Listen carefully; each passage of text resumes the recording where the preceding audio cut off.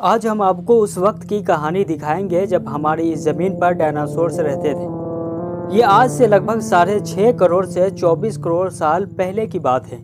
ये बड़े बड़े डायनासोर्स घास के मैदानों में घूमते थे। कुछ उड़ने वाले डायनासोर्स आसमान में हवाई जहाज की तरह उड़ते थे।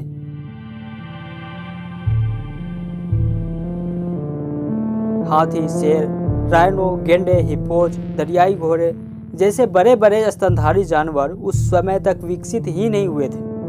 बस छोटे मैमल्स यानी छोटे स्तनधारी जानवर धरती पर मौजूद थे। इसकी वजह यह थी कि खुराक का बड़ा हिस्सा डायनासोर जैसे विशाल जानवर खा जाते थे। लेकिन फिर वक्त ने ऐसी अंगड़ाई ली कि डायनासोर्स दुनिया ही से गायब हो गए। ऐसा क्यों हुआ? इतने भारी भरकम अपार शक्ति वाले जानवर आखिर क्यों दुनिया से मिट गए? ये वो सवाल है जिसने लंबे समय से वैज्ञानिकों को परेशान कर रखा है। इस वीडियो सीरीज में हम आपको कुछ ऐसी ही कारणों के बारे में बताएंगे जिनको डायनासोर्स के खात्मे का वजह बताया जाता है। दोस्तों, इन कारणों पर बात करने से पहले उस दौर के बारे में बताते हैं जब डायनासोर्स इस दुनिया में रहते थे, बल्कि हुकूमत करते थे। जब डायनासोर रहते थे, इस लंबे टाइम फ्रेम को 3 हिस्सों में बांटा गया है। इसमें सबसे पहला दौर ट्रेसिक पीरियड, दूसरा जुरासिक पीरियड और तीसरा क्रेटेशियस पीरियड कहलाता है। दोस्तों, ट्रेसिक पीरियड जो आज से 20 से 25 करोड़ साल पहले का समय था। उस समय की सबसे खास बात यह है कि उस समय पूरी दुनिया में सिर्फ एक ही महाद्वीप, एक ही सुपर कॉन्टिनेंट था जिसे पेंजिया कहते हैं। यानी पूरी पृथ्वी पर हर तरफ पानी ही पानी था और बीच में जमीन का एक बड़ा सा टुकड़ा। उस दौर में क्लाइमेट यानी वातावरण बहुत ही गर्म हुआ करते थे। यही वो समय था जब डायनासोर विकसित हुए थे। बड़े बड़े शरीर वाले 90 फीट से ज़्यादा लंबे और 50 फीट से ज़्यादा ऊंचे ये जानवर इसी दुनिया में दंदनाते फिरते थे। दोस्तों, डायनासोर को रेप्टाइल यानी रेंगने वाले जानवर की श्रेणी में रखा गया। इन जानवरों को गर्म मौसम परफेक्ट होता है। ये दौर बहुत ही गर्म और सूखा था। उस समय अंटार्कटिका जैसा कोई बर्फीली जगह भी नहीं थी, जैसा कि अब जमीन के उत्तरी और दक्षिणी हिस्से में मौजूद है। फिर हुआ यूं कि जमीन में मौजूद टेक्टोनिक प्लेट ने खिसकना शुरू किया, जिसके कारण बहुत ज़्यादा भूकंप और ज्वालामुखी के बड़े बड़े पहाड़ फटने लगे। इन भूकंपों और ज्वालामुखियों के फटने के कारण पेंजिया धीरे धीरे 2 हिस्सों में बट गया। इन अर्थक्वेक के नतीजे में बहुत ज़्यादा मास एक्सटेंशन हुई।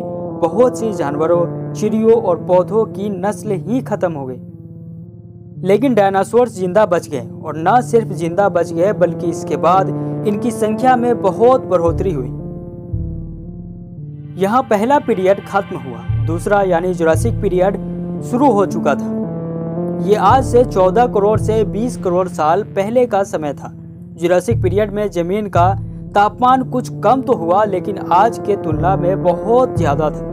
तब वातावरण में कार्बन डाइऑक्साइड की मात्रा आज की तुलना में बहुत ज़्यादा हुआ करती थी। इसके बाद तीसरा यानी क्रेटेशियस पीरियड शुरू हुआ, आज से 14 करोड़ से 6 करोड़ साल पहले का दौर।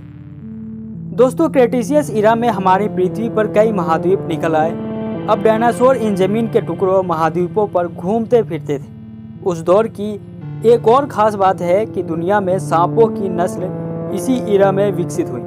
यानी आप आज से 14 करोड़ साल पीछे चले जाएं तो आपको कहीं भी सांप नज़र नहीं आएंगे।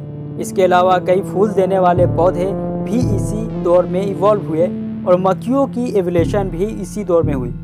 इसी वजह से इन पौधों और फूलों के फैलाव में भी इन मक्खियों ने काफ़ी मदद की और दूसरे छोटे मैमल्स भी इसी दौर में विकसित होना शुरू हुए थे।